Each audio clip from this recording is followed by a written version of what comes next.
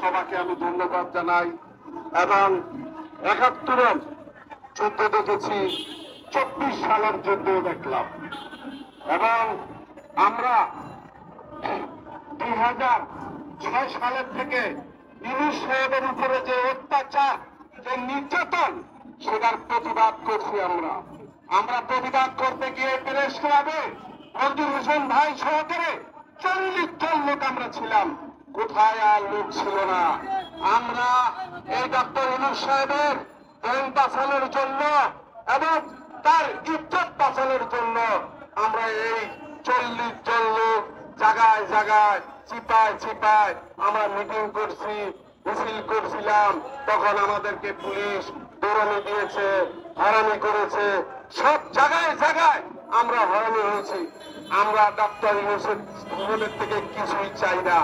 আমরা চাই এই দেশটা উন্নত করার জন্য, আমরা এই দেশটা চাই সোনার বাংলা করার জন্য। ডক্টর ইউনূস সাহেবকে প্রেসিডেন্ট চাই। আমরা প্রেসিডেন্ট চাই ডক্টর ইউনূস সাহেবকে। তার বয়স ৮৫ বছর বয়স, তাকে আল্লাহ তারে সুস্থ করুক। এই অবস্থায় আমি ধন্যবাদ জানাই সেনাবাহিনীর প্রধানকে, আমি ধন্যবাদ জানাই ডক্টর ইউনূসকে। আমি এই কারণে বলছি, তারা আমরা প্রেসিডেন্ট চাই। বর্তমান যে প্রেসিডেন্ট আছে, সেই ইসলামী ব্যাংক হইতে সমস্ত ব্যাংকের ডাকাতি করছে। সে ইসলামী ব্যাংক হইতে সকল ব্যাংকের ডাকাচ্ছে। সে রাষ্ট্রপতি হওয়ার যোগ্যতা নাই। সে রাষ্ট্রপতি হবে আমাদের দেশে ডক্টর ইউনূস সাহেব।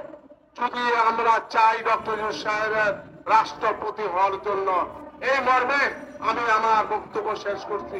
খুদা হাফেজ। বাংলাদেশ জিন্দাবাদ।